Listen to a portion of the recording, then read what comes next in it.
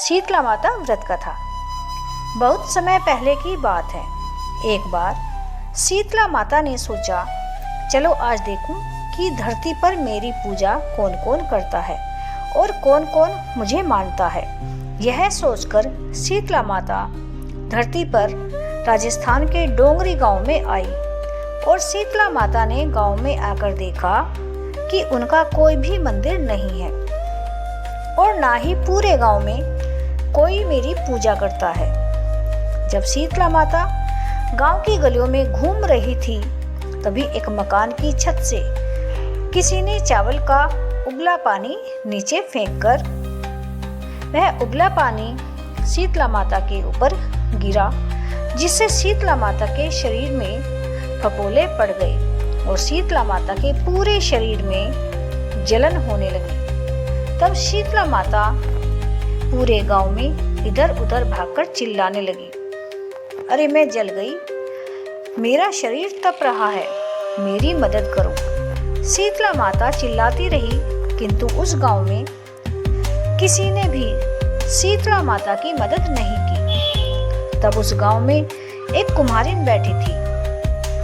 उसे कुम्हारिन ने देखा कि यह बड़ी माई तो बहुत जल गई है, उनके पूरे शरीर में फफोले व जलन है।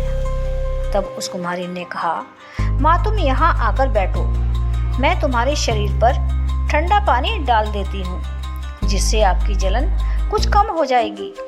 तब कुम्हारिन उसे बड़ी माई के ऊपर खूब सारा ठंडा पानी डाला और बोली, माई मेरे घर में रात की राबड़ी रखी है, थोड़ा दही भी है, तुम दही राबड़ी खा लो, जिससे तुम्हारी जलन कुछ कम हो जाएगी।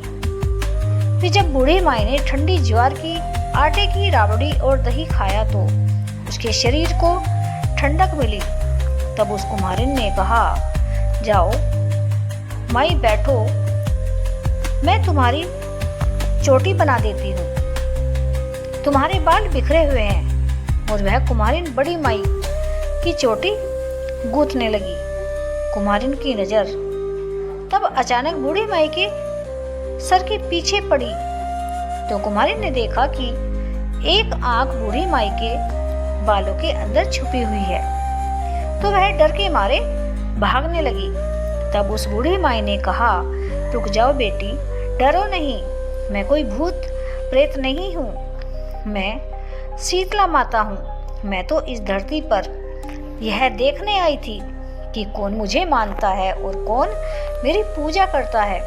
इतना कहकर माता चार भुजा वाली हीरे जवाहरात के आभूषण पहनकर सर पर स्वर्ण मुकुट धारण किए अपने असली रूप में प्रकट हो गई। माता के दर्शन कर कुमारिन सोचने लगी कि अब मैं गरीब इस माता को कहाँ बैठाऊं। तब माता बोली कि हे बेटी, तुम किस सोच में पड़ गई हो। तब वह कुमारिन हाथ जोड़कर आंखों में आंसू भरकर कहने लगी, मेरे घर में चारों तरफ गरीबी छाई हुई है, मैं आपको कहाँ बैठाऊं। मेरे घर में ना तो चौकी है और ना बैठने को आसन है। तब माता उससे प्रसन्न होकर गधे पर बैठ गई। शीतला माता के एक हाथ में झाड़ू, दूसरे हाथ में ढलिया लेकर उस कुम्हारिन के घर की गरीबी को दूर करने लगी और झाड़कर डलिया में भरकर फेंक दिया।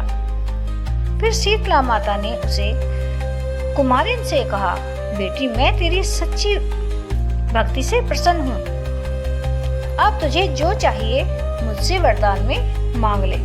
तब कुम्हारिन ने हाथ जोड़कर कहा, माता मेरी इच्छा है कि अब आप इसी गांव में स्थापित होकर यहीं रहे और जिस प्रकार आपने मेरे घर की दरिद्रता को अपनी झाड़ू से साफ किया, इसी प्रकार जो भी भक्ति भावना से परिपूर्ण होकर होली के बाद सप्तमी को पूरे भक्ति भाव से आपकी पूजा करे, आपको ठंडा जल चढ़ाए, दही व बासी भोजन कराए, उसके घर की गरीबी को साफ करना और उसकी पूजा करने वाली हर नर नारी जाति का अखंड सुहाग रखना, उसकी गोद हमेशा भरी रखना। इसके बाद अलावा जो भी पुरुष शीतला सप्तमी को नाई के यहाँ बाल ना कटाए, धोबी के यहाँ कपड़े ना धुलाए और पुरुष आप पर नारियल व ठंडा जल चढ़ाए और परिवार सहित